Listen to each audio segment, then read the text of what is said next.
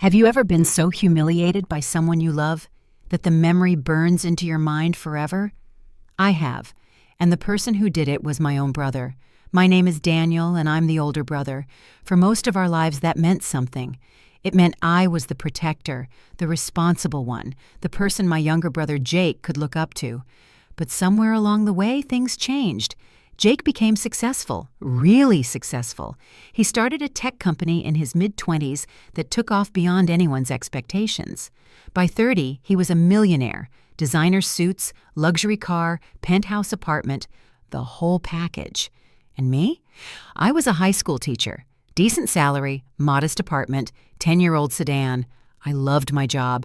I loved helping kids discover their potential. But in Jake's eyes, I'd become someone to pity. Or worse, someone to be ashamed of. The night it all fell apart was supposed to be a celebration. My parents' 40th wedding anniversary. Jake insisted on hosting it at this exclusive restaurant downtown, the kind of place where appetizers cost more than my weekly grocery budget. I showed up in my best suit, the same one I'd worn to job interviews 5 years ago. It was clean, pressed, perfectly respectable. But the moment I walked into that private dining room, I felt the weight of everyone's judgment. Jake's friends were there, his business partners, his girlfriend, who wore a dress that probably cost more than my monthly rent. Everyone was dressed like they'd walked off a magazine cover. My parents greeted me warmly, but I saw the flicker of concern in my mother's eyes as she took in my appearance.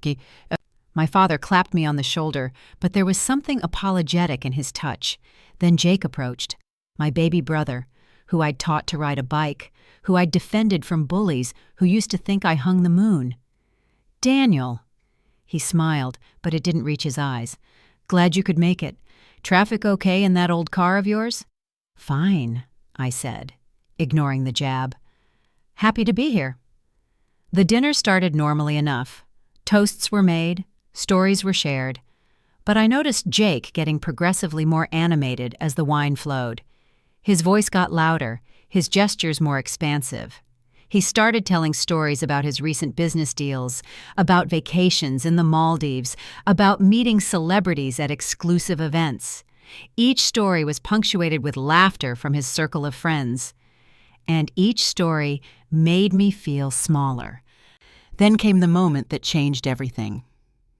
Dessert had just been served when Jake stood up, slightly unsteady, his wine glass raised high. "I want to make another toast," he announced, "to family, to the people who shaped us." My mother smiled, thinking this would be touching. "You know," Jake continued, his words starting to slur slightly, "I've been thinking about success lately, about what separates winners from everyone else." I felt my stomach tighten. Some people dream big. Some people settle. Some people... He paused, his eyes landing directly on me. "Some people are content to just exist." The room went quiet. My father's hand froze halfway to his water glass. Jake gestured dramatically toward the corner of the room where trash cans were discreetly placed by the service staff. "Daniel," he said, his voice dripping with false concern. "I'm so sorry, man. I didn't reserve enough seats, but hey." He pointed at the trash cans. "Your seat's right there. Should be familiar territory, right? Since you're so used to living like garbage?" The room erupted. Some people gasped. Others laughed nervously. Jake's girlfriend looked mortified. My mother's face went pale, but I just stood there, frozen, as my little brother publicly humiliated me in front of everyone who mattered to our parents. For about 10 seconds, nobody moved. Then I did something that surprised everyone, including myself. I didn't yell, I didn't make a scene. I simply picked up my coat, looked Jake directly in the eye, and said quietly, "I hope you remember this moment."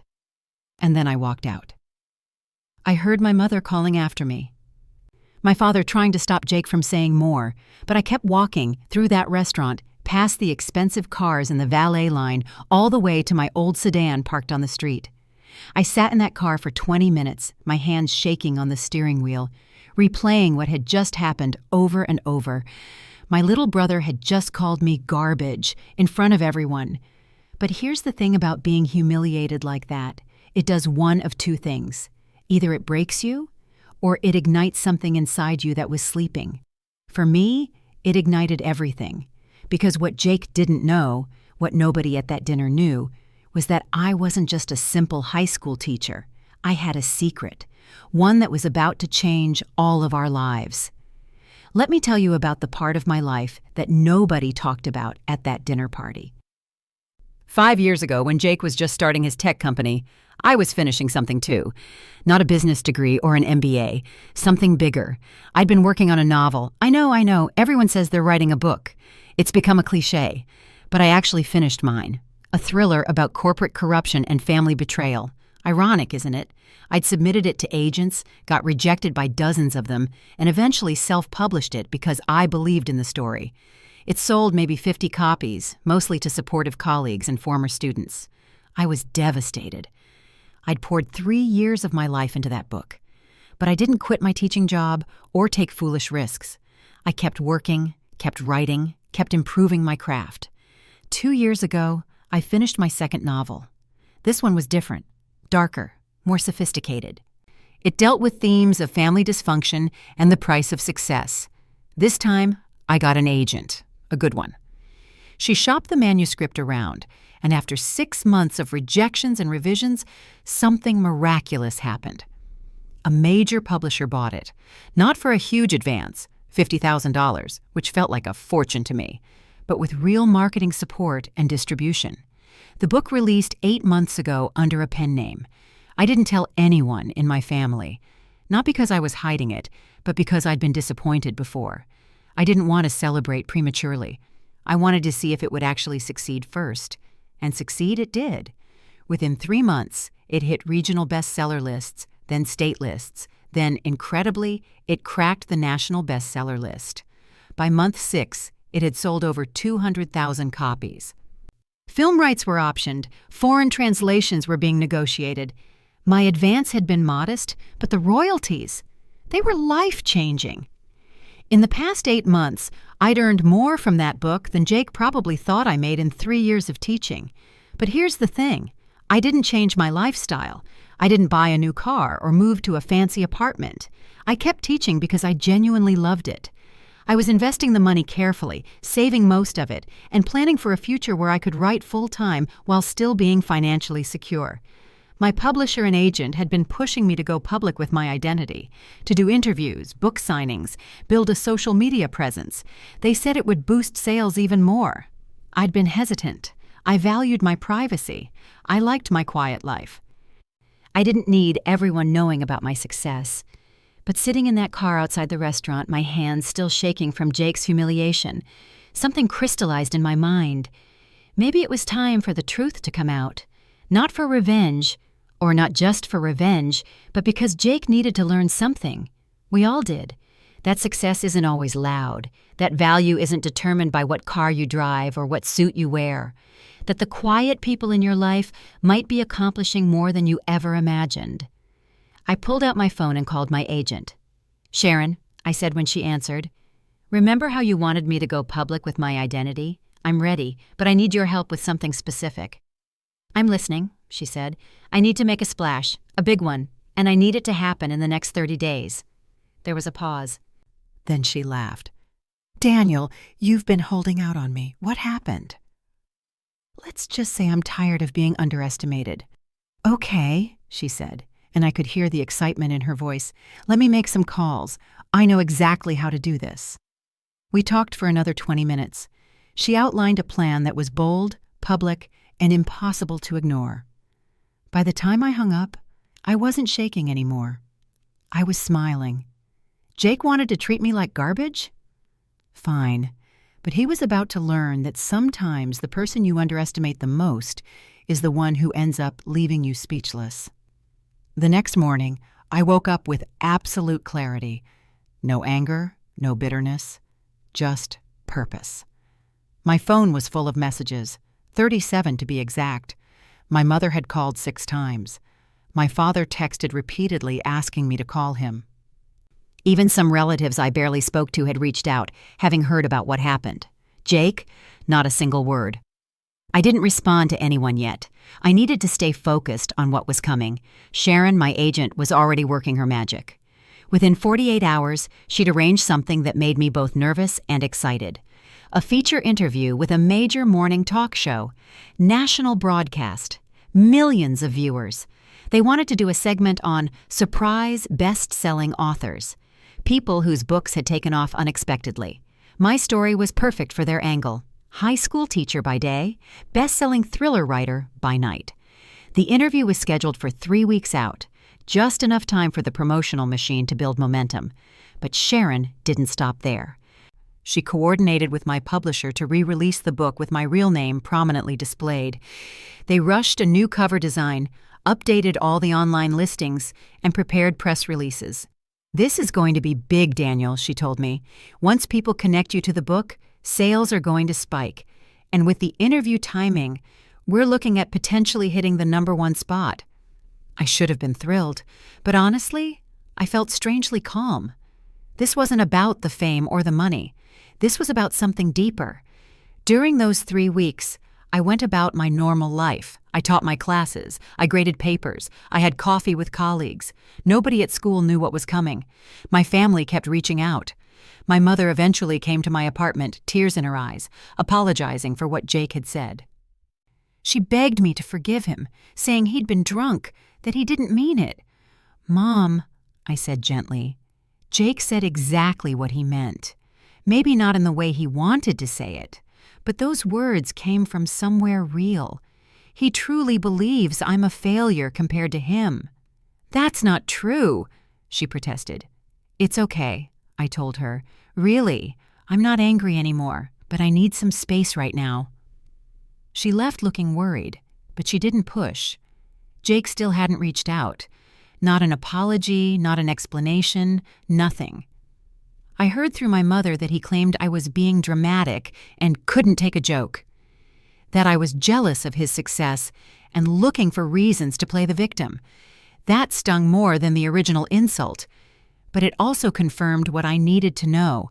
Jake had no remorse. He genuinely thought he was better than me. 1 week before the interview, my publisher released the first press announcement. Local high school teacher revealed as best-selling thriller author. It went out to education publications, local news outlets, and literary websites. Within hours, it was trending on social media. Students from my school started posting about it. Colleagues were texting me in disbelief. Former students were sharing the news, proud that their old teacher had accomplished something remarkable. My phone exploded with interview requests, messages from old friends, and congratulations from people I hadn't heard from in years, and still nothing from Jake. But I knew he'd seen it. My mother told me he'd called her, confused and suspicious. "Is this real?" he'd asked. "Daniel wrote a best-selling book? When?" "Why didn't anyone tell me?" She said she'd replied simply, "Maybe because you never asked what Daniel was doing, you just assumed." 4 days before the interview, Sharon called with news that made everything worth it. "Daniel, you're not going to believe this. Your book just hit #1 on the New York Times bestseller list." I sat down slowly, trying to process what she'd just said. "1. The interview is going to be massive," Sharon continued. "Everyone wants a piece of this story now. The underestimated teacher who became a literary sensation. It's the kind of narrative people love." "Sharon," I said quietly, "thank you for believing in me when nobody else did." "Daniel," she replied, "you did this. I just helped open the doors. You're the one who wrote something that mattered." 3 days to go. And Jake still hadn't reached out, but he would. Very soon, he would. The morning of the interview, I woke up at 5 a.m. The show would tape at 7 and air at 9. I put on a suit, not my old interview suit, but a new one I'd bought specifically for this. Not because I needed to prove anything about money, but because I wanted to look like someone who took themselves seriously. The studio was impressive. Bright lights, multiple cameras, the energy of a live production. The host, Jennifer Marcus, was warm and professional during our pre-interview chat. "This is such a great story," she said. "Everyone loves a surprise success, and your book is genuinely excellent. I read it last week. That twist in chapter 23? Brilliant." Thank you, I said, meaning it. We're going to focus on the journey, she explained. How you balance teaching with writing, what inspired you, how it feels to suddenly be a best-selling author. Sound good? Perfect. At 9 a.m., my segment began. Jennifer introduced me with genuine enthusiasm, showing the book cover on screen and highlighting the bestseller status. The interview lasted 12 minutes. We talked about my inspiration for the book, about teaching and writing simultaneously, about keeping it secret from everyone. I was honest about the rejections, the self-doubt, the years of work before any success came. So nobody in your family knew? Jennifer asked at one point. No, I said. I wanted to succeed on my own merit first. I didn't want anyone's expectations or judgments influencing the process. And now that you have succeeded, spectacularly, I might add, how does it feel? I paused, thinking about Jake, about that dinner, about sitting in my car with shaking hands. It feels like validation, I said carefully. Not of my worth as a person, I knew my worth regardless. But validation that quiet work, consistent effort, and believing in yourself can lead somewhere meaningful. That success isn't always loud or obvious. Sometimes it's happening silently, in ways people don't notice until the moment it becomes impossible to ignore. Jennifer smiled. That's beautiful, and I think a lot of people needed to hear that today. The interview ended. I thanked Jennifer and the crew, and then I left the studio with Sharon. That was perfect, she said. Genuine, humble, inspiring. The phones are already ringing. This is going to be everywhere. She was right. Within an hour, the interview was being shared across social media. Clips were going viral. Education websites were featuring it. Book clubs were discussing it. Even celebrities were tweeting about it. My phone became unusable from the sheer volume of notifications, messages from former students, colleagues, old friends, distant relatives, all expressing pride, surprise, and congratulations. And then, finally, at 10:47 a.m., I got the message I'd been waiting for. Jake. 3 words. We need to talk. I stared at those words for a full minute. Part of me wanted to ignore him, to let him sit with his discomfort, to make him feel a fraction of what I'd felt walking out of that restaurant, but that wasn't who I was. And this wasn't really about revenge. It was about truth, about making him understand what he'd done and why it mattered. I texted back, coffee, the place on 3rd Street, 2 p.m. His response came immediately. I'll be there. I spent the next 3 hours doing interviews, phone calls with newspapers, podcasts, even a quick video interview with an online book channel. My publisher was ecstatic. Sales were spiking dramatically. They were already talking about rushing my next book to publication. But through all of it, I kept thinking about that upcoming conversation with Jake. What would he say? Would he apologize? Would he try to justify what he'd done? Would he be angry that I'd embarrassed him by succeeding publicly? At 1:45, I walked into the coffee shop. It was a small, quiet place I'd always liked. Comfortable chairs, good coffee, far from Jake's world of expensive restaurants and exclusive lounges. I ordered my usual black coffee and sat down by the window. And I waited. At precisely 2 p.m., Jake walked in. He looked different than I'd ever seen him. No expensive suit, just jeans and a casual shirt. No confident swagger. He looked tired, uncertain, maybe even ashamed. He saw me, hesitated for just a moment, and then walked over to my table. "Hey," he said quietly. "Hey." He sat down without ordering anything. For a long moment, neither of us spoke. Then Jake said the words I'd been both hoping for and dreading. "I'm sorry. I'm sorry." 2 words. After everything, that's what he led with. I took a slow sip of my coffee, giving him time, giving myself time. "I saw the interview," Jake continued, his voice rough. "And I've been reading everything. The articles, the posts from your students, the reviews of your book. Daniel, I had no idea. Why didn't you tell us?" "When?" I asked simply. "When you were telling everyone at dinner about your business deals? When you were making jokes about my car? When you pointed at the trash and said that's where I belonged?" He flinched, actually physically flinched. "I was drunk," he said weakly. "You were honest," I corrected. "Alcohol doesn't create feelings, Jake. It just removes the filter. You said what you actually thought about me, that I'm garbage, that I've wasted my life, that I'm a failure compared to you." "That's not," he started, then stopped. "Okay, maybe part of me did feel that way, but Daniel, you have to understand. You were always the perfect one, the responsible one. Mom and Dad always held you up as the example. Be like Daniel, study like Daniel. Daniel never gets in trouble." "And that justifies humiliating me in front of everyone?" "No," he said quickly. "God, no. I'm trying to explain, not justify. When my company started succeeding, when I finally had something that was mine, something I'd built, it felt good. Really good. And somewhere in my head, I started thinking that I'd finally surpassed you, that I was the successful one now." I set down my coffee cup. "Success isn't a competition, Jake. I know that. Now. But in the moment, standing there at that dinner, surrounded by my friends and business partners, with everyone seeing how far I'd come, I wanted to make sure everyone knew. That you knew. That I wasn't the little brother anymore. That I'd made something of myself. By making me feel like nothing." He looked at the table. "Yeah, by making you feel like nothing." The silence stretched between us. Outside, people walked by, living their normal lives, unaware of the conversation happening inside this small coffee shop.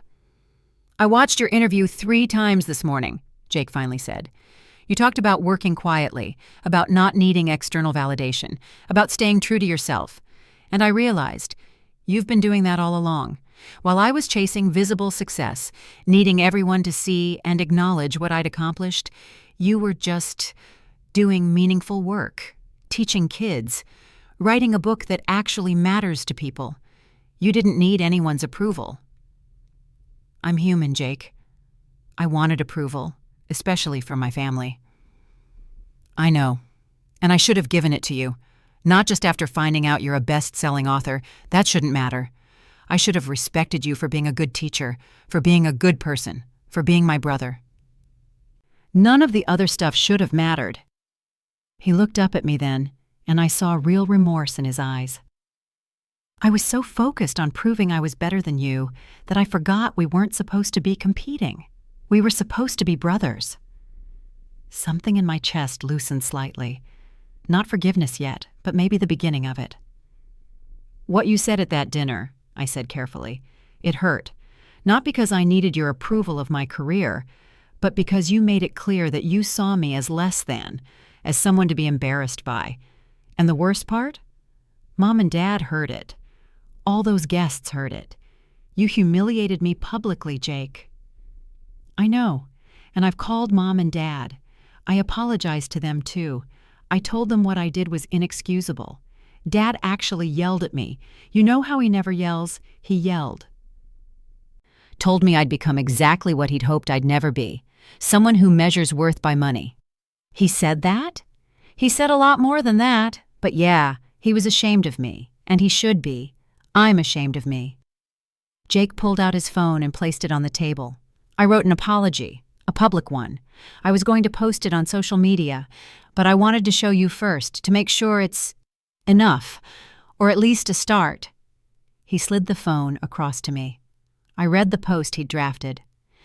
3 weeks ago, I humiliated my older brother at a family dinner. I made cruel jokes about his career, his lifestyle, and his worth as a person. I did it because I was insecure, because I needed to feel superior, because I'd lost sight of what actually matters. My brother is a high school teacher who has shaped countless young lives. He's also a best-selling author, but even if he wasn't, even if he'd never written a book or achieved any public success, he would still deserve my respect. He would still be worthy of love and dignity. I was wrong. I was cruel, and I'm deeply sorry. To my brother, to my family, and to anyone who witnessed what I did. Success isn't about what car you drive or how much money you make. It's about the kind of person you are. And my brother is a far better person than I was that night. I read it twice. It was good, honest, but— "Don't post it," I said. Jake looked up sharply. "What? Why?" "Because this isn't about public apologies or social media. This is between us, between family. If you post this, it becomes performative. Everyone sees Jake, the successful CEO, apologizing, but I don't need that. What I need is to know that you actually understand what you did and why it was wrong." "I do understand," he said urgently. "Daniel, I swear I do." "Then prove it differently. Not with a post, with time, with action." He nodded slowly. "Okay, tell me how." And for the first time since walking out of that restaurant, I felt something shift, not back to how things were. They could never be that again, but toward something new, something that might actually be healthier. "We start over," I said, not as the successful brother and the teaching brother, not as competitors, just as brothers. No comparing, no measuring, just respect. "I can do that," Jake said quietly. "I want to do that." We talked for another hour, not about my book or his business, about everything else, about memories from childhood, about Mom and Dad, about things we'd both been too busy or too proud to say.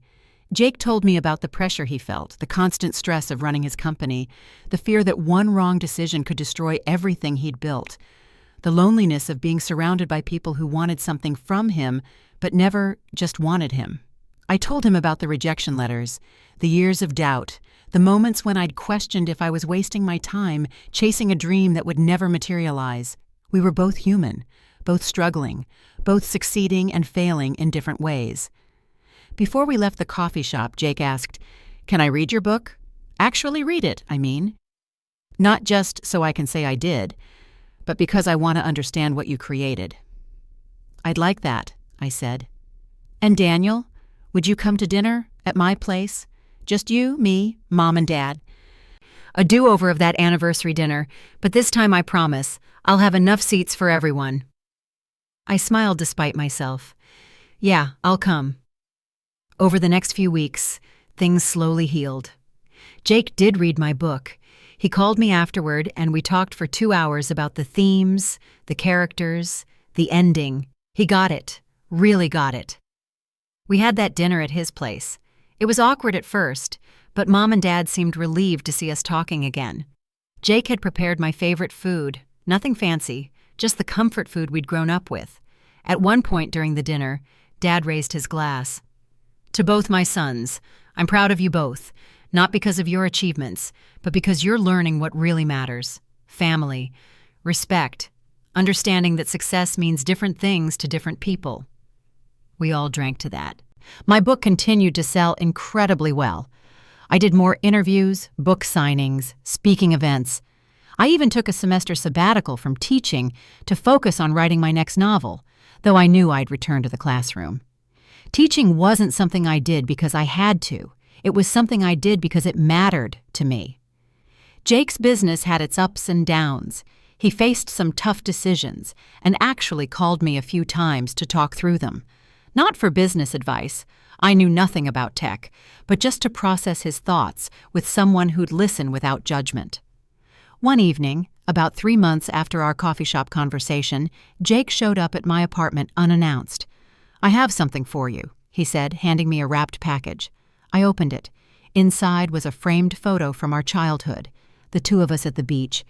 Maybe ages 8 and 5, arms around each other, gap-toothed smiles. "I found this at Mom and Dad's house," Jake said. "I forgot how it used to be, when we were just brothers, before all the comparison and competition. I want to remember this version of us." "Me too," I said quietly. He pulled out another item from his bag, a copy of my book.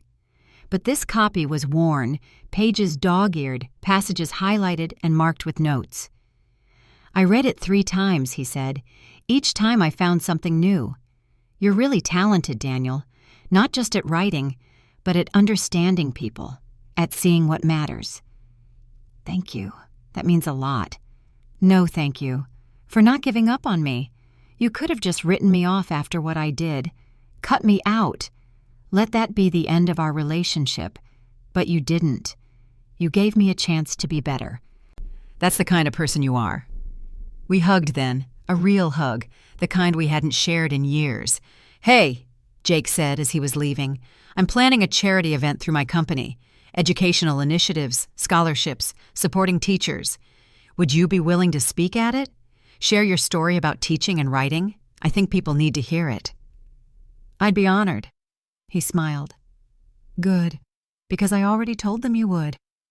I laughed. "Still making decisions for me, huh?" "Old habits," he grinned. "But in a good way this time." 6 months have passed since that dinner. Since Jake pointed at the trash and changed everything between us. Looking back, I can see the whole experience differently now. Yes, it was humiliating. Yes, it hurt. But it also forced both of us to confront truths we'd been avoiding. Jake had to face the fact that he'd become someone who measured worth by external success, someone who'd lost sight of what actually mattered in the pursuit of appearing successful.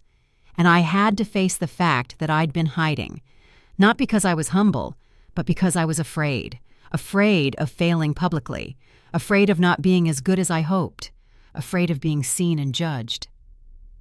That moment of humiliation pushed me to step into the light, to claim my success, to let people see what I'd accomplished. And in doing so, I discovered something important. Sharing your success isn't arrogant. It's inspiring. It gives other people permission to pursue their own dreams. My students have been the biggest surprise. After the interview aired, so many of them came to me with their own creative dreams. Writing, art, music, business ideas, things they'd been quietly working on but had been too afraid to share. "If you can do it," one student told me, "then maybe I can too." That's when I realized the real value of what had happened.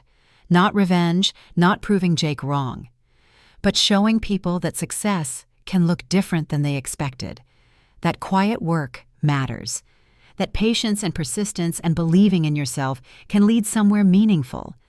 Jake and I have a better relationship now than we've had in years. We talk regularly. We actually know what's going on in each other's lives. He started volunteering with a program that teaches entrepreneurship to underprivileged kids. He says I inspired him to think about success differently. My parents are relieved, my mother especially.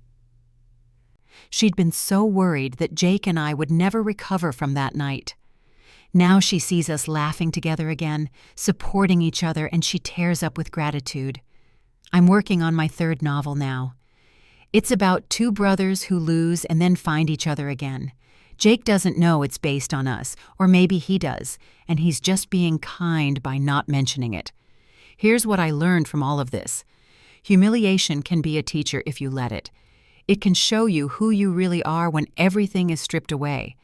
It can ignite something inside you that was sleeping. It can force you to stop hiding and start living fully. But revenge? Real revenge isn't about destroying someone. It's about becoming so undeniably yourself that the person who tried to diminish you has to confront the truth. They were wrong about you. They underestimated you. They missed seeing the value that was there all along. The best revenge is living well. It's succeeding on your own terms. It's refusing to let someone else's judgment define your worth. It's showing up, doing the work, and letting the results speak for themselves. Jake humiliated me. What happened next shocked him. But more importantly, it changed both of us. It broke us down so we could be rebuilt into better versions of ourselves. My little brother pointed at trash and told me that's where I belonged. But what he didn't understand is that some of the most valuable things in the world get overlooked. They sit quietly, unnoticed, doing their work without fanfare, until the moment comes when they can no longer be ignored. And then everyone sees what was there all along, something remarkable, something valuable, something that deserved respect from the very beginning. That's not revenge, that's just truth finally getting its moment in the light.